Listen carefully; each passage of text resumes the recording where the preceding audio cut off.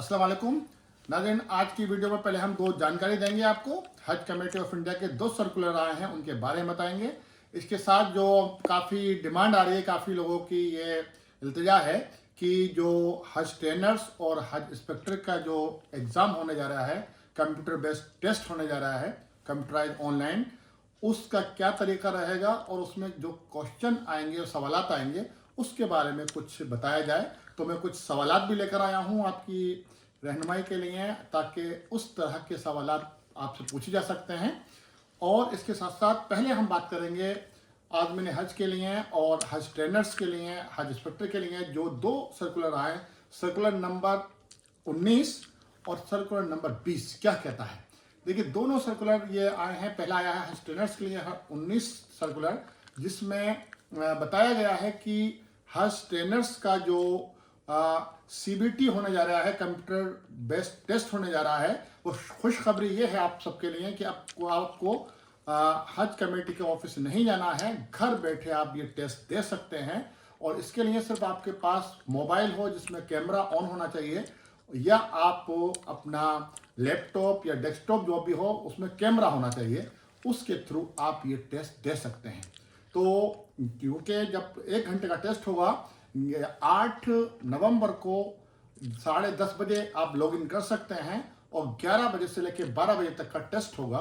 उस ये हज ट्रेनर्स के लिए होगा और इस टेस्ट में 4 ऑप्शन आएंगे और 4 ऑप्शन में कोई आपको उसका जवाब देना होगा। इस तरह ये पूरा टेस्ट आपको 1 घंटे के अंदर देना होगा। अब सवालात क्या हैं वो भी हम जिक्र करते हैं। उससे पहले अब सर्कुलर नंबर 20 के बारे में बताता हूँ। सर्कुलर नंबर 20 जो है वो हज इंस्पेक्टर के लिए जो तैयारी की कर रहे थे लोग, जो लास्ट डेट 3 नवंबर थी उनके अप्लाई करने की, अब उन लोगों को थोड़ी राहत दी गई है। अब हज ट्रेनर्स को यानी हज इंस्पेक्टर के लिए 7 नवंबर लास्ट डेट हो गई अप्लाई करने की, क्योंकि उसमें आपको पासपोर्ट आपको अपलोड करना था। बहुत से लोगों के पासपोर्ट नहीं आए, या बहुत से लोगों को NOC लेनी थी, NOC नहीं आई। NOC का तो अंडरटेकिंग भी दी जा सकती है, लेकिन फिटनेस सर्टिफिकेट और पासपोर्ट के लिए आपको कोई टाइम नहीं दिया जा रहा था, सिर्फ आपको फॉर्म सबमिट करने टाइम ही आपको भरना था। तो इसलिए अब आपको राहत मिल गई। अगर आप किसी का पासपोर्ट नहीं आया है तो 7 नवंबर तक आप अप्लाई कर सकते हैं, और किसी का मेडिकल फिटनेस सर्टिफिकेट तैयार नहीं हुआ है तो करा लें। 7 नवंबर तक आप SHI का यानी कि स्टेट हज इंस्पेक्टर का फॉर्म सबमिट कर सकते हैं। आइए अब हम चलते हैं आपके सवालात की तरफ, यानी कि हज ट्रेनर्स और हज इंस्पेक्टर के लिए किस तरह के सवालात आ सकते हैं और क्या सवाल होते हैं। तो हम आज सिर्फ हज कमेटी और इंडियन हज कमेटी का जो पूरा प्रोसेस है वो, और जो किस तरह पूरा ऑर्गेनाइज किया जाता है उस पर हम बात करेंगे कि हज कमेटी कैसे हाजियों का पूरा इंतजामात करती है, क्या उनके किस तरह के सवालात हो सकते हैं। तो हम 8 पॉइंट्स में से आज एक पॉइंट ले रहे हैं जो बड़ा तवील पॉइंट है। तो आइए मैं आपको कुछ सवालात बताता हूं और उनके जवाब भी बताता चलूंगा ताकि आपको आसानी रहे।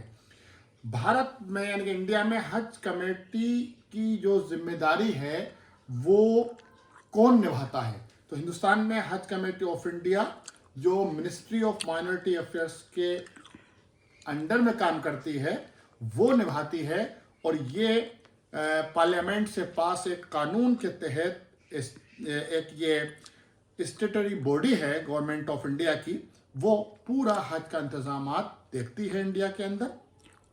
हज कमेटी ऑफ इंडिया किस कानून के तहत काम करती है। हिंदुस्तान का जो कानून है वो हज कमेटी ऑफ इंडिया एक्ट 2002 यानी कि जो भारत का कानून है 2002 एक्ट नंबर 35 के तहत काम करती है।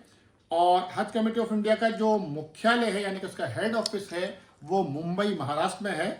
महाराष्ट्र से ये हज कमेटी ऑफ इंडिया का पूरा काम चलता है, और वहीं से ही इसको पूरे देश के हर स्टेट में स्टेट हज कमेटी होती है, जहां पर अलग अलग स्टेट के लिए काम करते हैं वो। और किसकी डायरेक्शन पर? सेंट्रल हज कमेटी, जिसका सेंट्रल हज कमेटी का जो मुख्यालय मैंने बताया जो हेड ऑफिस है वो मुंबई में है। अगला सवाल इस तरह बनाया जा सकता है कि हज कमेटी जो है ये किस मंत्रालय के अंतर्गत आती है। तो एक भारत सरकार का एक मंत्रालय है, मिनिस्ट्री ऑफ माइनॉरिटी अफेयर्स, जिसको शॉर्ट में कहता है मोमा कहा जाता है, मिनिस्ट्री ऑफ माइनॉरिटी अफेयर्स, यानी कि भारत का जो अल्पसंख्यक कार्य मंत्रालय है उसके अंतर्गत हज कमेटी काम करती है। भारत सरकार का ये मंत्रालय है। अब तो खाली हज का जो पूरा सिस्टम होता है, कई मंत्रालय कई डिपार्टमेंट काम करते हैं। अब ये होती है इनका जो सफ़र होता है हाजियों का, वो कौन सा मंत्रालय देखता है। हाजियों की जो यात्रा की जाती है, जो सफ़र होता है वो बाई एयर होता है, हवाई जहाज से जाते हैं। तो हवाई जहाज की जो पूरी व्यवस्था होती है, जो चार्टर विमान होते हैं, उसके लिए जो सिविल एविएशन डिपार्टमेंट है, मिनिस्ट्री ऑफ सिविल एविएशन है, वो इसमें मदद करता है। और एक काम और होता है हाजियों का हेल्थ फिटनेस, और जो टीके लगते हैं हाजियों के, वैक्सीनेशन होता है, उसके लिए भी काम किया जाता है। उसमें जो है health and family welfare ministry होती है, वो काम करती है। हाजियों के टीकाकरण होता है, उनके फिटनेस सर्टिफिकेट होते हैं, इसके लिए पूरा काम किया जाता है। अब सऊदी अरब के अंदर, हाँ, तो अगला है हज कमेटी ऑफ इंडिया के बारे में और सवाल आ सकते हैं, जैसे क्या किसी प्राइवेट जो संस्था है या प्राइवेट ऑर्गेनाइजेशन है उसको भी हज कमेटी जो है देती है काम। लेकिन इसमें अंतर है कि नहीं, हज कमेटी किसी निजी संस्था या व्यक्ति को, किसी को अधिकृत नहीं करती है, किसी को काम नहीं देती है। हज कमेटी खुद काम करती है, हाजियों का पूरा इंतजामात इंडिया में रहकर। अगर कोई इंसान, कोई व्यक्ति हज कमेटी का प्रतिनिधि बताकर पैसे मांगे तो क्या उसको देना चाहिए? यानी हज कमेटी किसी को बनाती है ऐसा जो उसको पैसे लेकर काम कराए, तो ऐसा नहीं। हज कमेटी किसी को अधिकृत नहीं करती, किसी से पैसा लेने के लिए नहीं करती। हज कमेटी डायरेक्ट अपने अकाउंट में ही पैसा जमा कराती है, और उसके अलावा कोई तरीके का पैसा देने की ज़रूरत नहीं है किसी को। अगला एक सवाल ऐसा है कि हज कमेटी जो 2026 का जो हज होने जा रहा है, वो उसका क्या तरीका रहेगा, वो कौन सा माध्यम रहेगा जो किया जा रहा है इस्तेमाल इस बार? तो पूरी तरह से डिजिटल एप्लीकेशन पोर्टल है हज कमेटी का, जो ऑफ इंडिया और हज सुविधा एप्लीकेशन के थ्रू आप हज सुविधा एप्लीकेशन 2.0, इसके तहत पूरा जो है माध्यम बनाया गया है, हज कमेटी का काम किया। हज सुविधा एप्लीकेशन 2.0 कब से उपयोग करना चाहिए? तो जब आप एप्लीकेशन भरते हैं, अप्लाई करते हैं हज के लिए, तभी से ही उसका आप इस्तेमाल कर सकते हैं। अब हज सुविधा एप्लीकेशन जो है वो, उसका उद्देश्य क्या है, उसका जो है एम क्या है, मकसद क्या है लाने का हज कमेटी ऑफ इंडिया का? तो ये हज में जो जाने वाले आदमी ने हज हैं, उनको फैसिलिटीज़ देने के लिए हर तरह की ये किया गया है। इसमें मक्का, मदीना और मीना, अराफात, मुज़दलिफ़ा और हज का मूवमेंट पूरा आप बारे में जानकारी मिलेगी। हज की दुआएं मिलेंगी, हज का पेमेंट कर सकते हैं आप, हज की जानकारी, और आप में हर तरह की इसमें फैसिलिटीज़ हैं। उस पर हम एक अलग से वीडियो बनाएंगे आपको हज सुविधा एप्लीकेशन की तरह।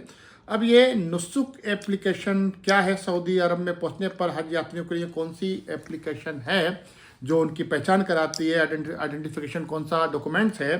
तो नुसुक कार्ड है, NUSUK नुसुक कार्ड। ये सऊदी गवर्नमेंट का एक ऐसा कार्ड है, एक ऐसा आई कार्ड है जो हाजियों की पहचान कराता है, और ख़ास करके मक्का, मदीना और मशायर का जो एरिया होता है। हाँ, मशायर के बारे में समझिए। मशायर किसे कहते हैं? मशायर जो है मीना, अराफात, मुज़दलिफ़ा और जमरात का जो एरिया कहलाता है, वो मशायर का एरिया कहलाता है, जहाँ पर हज के 5 दिन किए जाते हैं। इसके साथ हज कमेटी का जो लीगल स्टेटस क्या है? तो हज कमेटी का लीगल स्टेटस है हज कमेटी एक्ट 2002, यानी कि हज कमेटी एक्ट 2002। ये उसके अंतर्गत बनाया गया है। हज पॉलिसी और या रूल जो हैं उसमें परिवर्तन करने का किस पर है जिम्मेदारी? तो मिनिस्ट्री ऑफ माइनॉरिटी अफेयर्स के पास ये जिम्मेदारी है। 2026 में कितने देशों की अनुमति पर निर्भर करता है देखिए सऊदी अरब के पास पूरी ये जानकारी रहती है, वो ही उसको कर सकता है।